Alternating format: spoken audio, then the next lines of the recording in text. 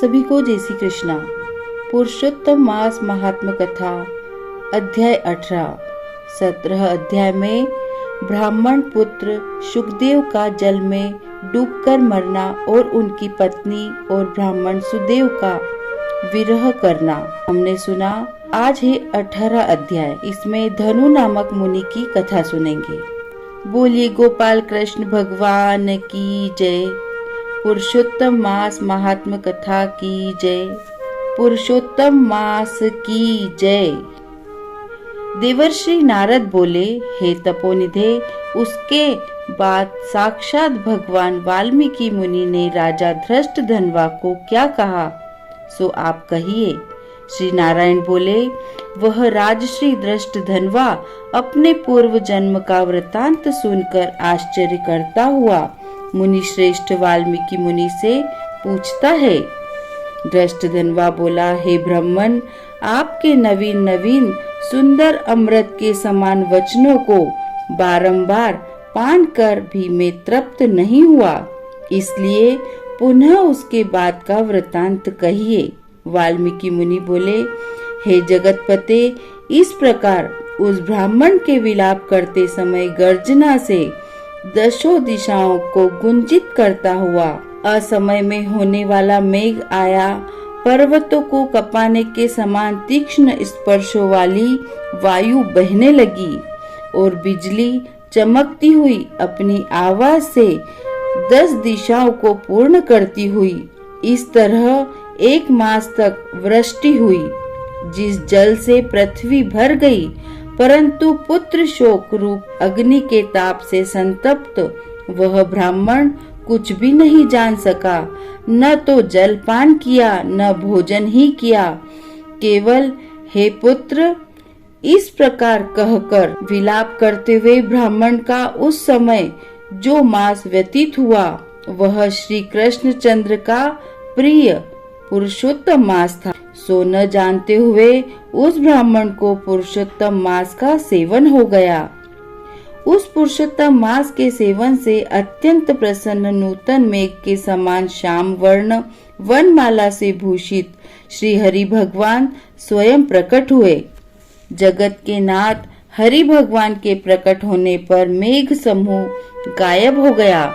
उस ब्राह्मण ने पुरुषोत्तम श्री कृष्णचंद्र को देखा।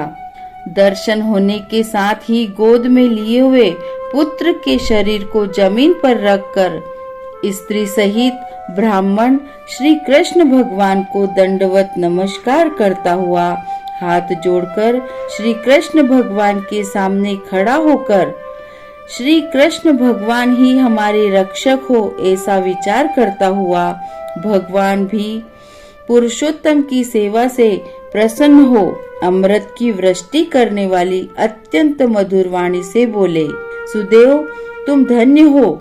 इस समय तुम्हारे भाग्य के वर्णन करने में त्रैलोक्य में कौन समर्थ है। हे वत्स, हे तपोधन, जो तुम्हारा होने वाला है उसको हम कहेंगे, तुम सुनो। हे ब्राह्मण, 12,000 वर्ष की आयु वाला पुत्र तुमको होगा। इसके बाद तुमको पुत्र से होने वाले सुख में संदेह नहीं है। हे द्विजातम, प्रसन्न मन से मैंने यह पुत्र तुमको दिया है। हमारे प्रसाद से होने वाले तुम्हारे पुत्र सुख को देखकर हे द्विजोत्तम, देवता, गंधर्व और मनुष्य लोग पुत्र सुख की इच्छा करने वाले होंगे। इस विषय में तुमसे प्राचीन इतिहास में कहूँगा, जिस इतिहास को पहले मार्कंडेय मुनि ने राजा रघु से कहा था। प्रथम कोई श्रेष्ठ मन वाले धनुर नामक मुनीश्वर लोगों को पुत्र रूप मानसिक चिंता से जले हुए देखकर दुखित हुए और अमर पुत्र की इच्छा करके दारुण तप करने लगे। 1000 वर्ष बीत जाने पर धनुर मुनि से देवता लोग बोले, हे मुनीश्वर, तुम्हारे कठिन तप से हम सब प्रसन्न हैं, इसलिए अपने मन के अनुसार श्रेष्ठ वर को मांगो। श्री भगवान बोले, देवताओं के अमृत तुल्य इस वचन को सुनकर उन तपोधन धनुर नामक मुनि ने बुद्धिमान और अमर पुत्र को मांगा। उस ब्राह्मण से देवताओं ने कहा कि पृथ्वी में ऐसा पुत्र नहीं है। तब धनुर्मुनि ने देवताओं से कहा कि अच्छा, ऐसा पुत्र दो जिसके आयु की कोई मर्यादा न बंधी हो। देवताओं ने कहा कि कैसी मर्यादा चाहिए, कहो। इस पर उस मुनि ने भी कहा कि यह महान पर्वत जब तक रहे तब तक उसकी आयु हो, ऐसा ही हो। इस प्रकार कहकर इंद्रादि देवता स्वर्ग को चले गए। धनुर्मुनि ने थोड़े समय में वैसा ही पुत्र को पाया। उस मुनि का पुत्र आकाश में चंद्र के समान बढ़ने लगा। 16वें वर्ष के होने पर मुनीश्वर ने पुत्र से कहा, हे वत्स, ये मुनि लोग कभी भी अपमान करने योग्य नहीं है। इस तरह शिक्षा देने पर भी उस पुत्र ने मुनियों का अनादर किया। आयु की मर्यादा के बल से उन्मत्त उसने ब्राह्मणों का अपमान किया।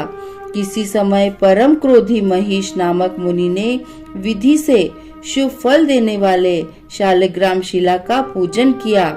उसी समय उस बालक ने वहां आकर शालग्राम की शिला को जल्दी से लेकर अपनी चंचलता के कारण हंसता हुआ पूर्ण जल वाले कूप में छोड़ दिया।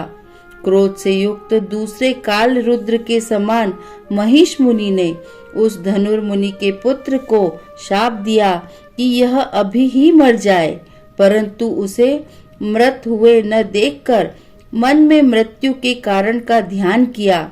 देवताओं ने इस धनुर्मुनि के पुत्र को निमित्तायु वाला बनाया है। इस तरह चिंता करते हुए महिष मुनि ने लंबी सांस ली, जिससे कई कोटि महिष पैदा हो गए और उन महिषों ने पर्वत को टुकड़े टुकड़े कर दिया। उसी समय मुनि का अत्यंत दुर्मद लड़का मर गया। धनुर्मुनि ने अत्यंत दुख से बार बार विलाप किया। उसके बाद अनेक प्रकार से विलाप कर पुत्र के शरीर को लेकर पुत्र के दुख से अत्यंत पीड़ित हो चिता की अग्नि में प्रवेश किया। इस प्रकार हठ से पुत्र प्राप्त करने वाले कहीं भी सुख को नहीं पाते हैं। हे तपोधन, गरुड़ जी ने यह जो पुत्र दिया है, इससे संसार में तुम प्रशंसनीय पुत्रवान होंगे। हे अनग, मैंने प्रसन्न होकर पुरुषोत्तम के महात्म से इस पुत्र को चिर स्थायी किया है। यह तुमको सुख देने वाला हो। पुत्र के साथ सर्वदा गृहस्थाश्रम के सुख को भोगने के बाद तुम ब्रह्मलोक को जाओगे। वहाँ उत्तम सुख देवताओं के वर्ष से 1000 वर्ष पर्यंत भोग कर पृथ्वी पर आओगे। हे द्विजोत्तम, यहाँ तुम चक्रवर्ती राजा होंगे। धृष्टधन्वा नाम से प्रसिद्ध तथा सेना सवारी से युक्त हो 10,000 वर्ष पर्यंत पृथ्वी के राजा का सुख भोगोगे। इंद्र के पद से अधिक अखंड बल और ऐश्वर्य होगा। उस समय वह गौतमी स्त्री पटरानी होवेगी, नित्य पति सेवा में तत्पर और गुण सुंदरी नाम वाली होगी। राजनीति विशारद तुमको 4 पुत्र होंगे और सुंदर मुख वाली महाभागा सुशीला नाम की कन्या होगी।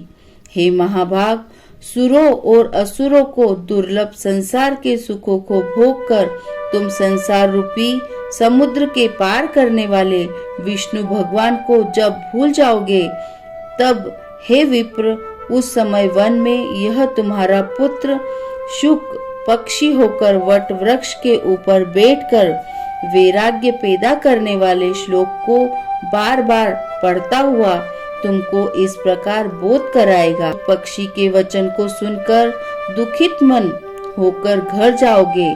संसार के विषय सुखों को छोड़कर चिंता रूपी समुद्र में मग्न हो जाओगे। तुमको वाल्मीकि मुनि आकर ज्ञान कराएंगे। उनके वचन से निसंदेह हो शरीर को छोड़कर श्री हरि भगवान के पद को दोनों स्त्री पुरुष तुम जाओगे, जो कि पद आवागमन से रहित कहा गया है। इस प्रकार महाविष्णु के कहने पर वह ब्राह्मण बालक उठ खड़ा हुआ।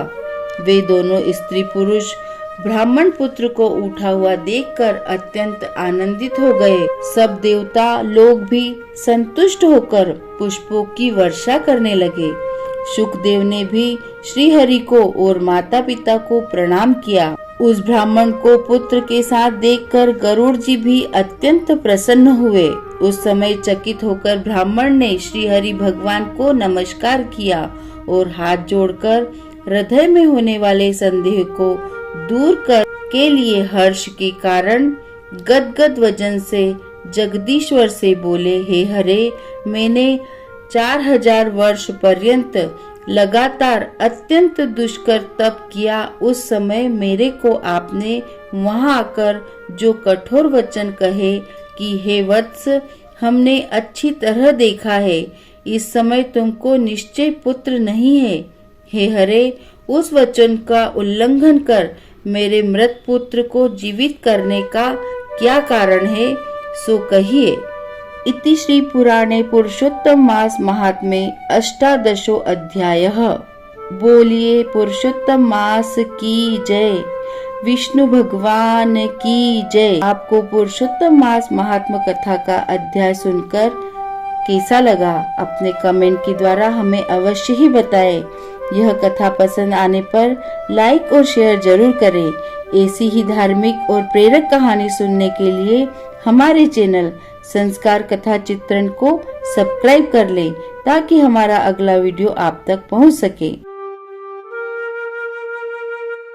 धन्यवाद।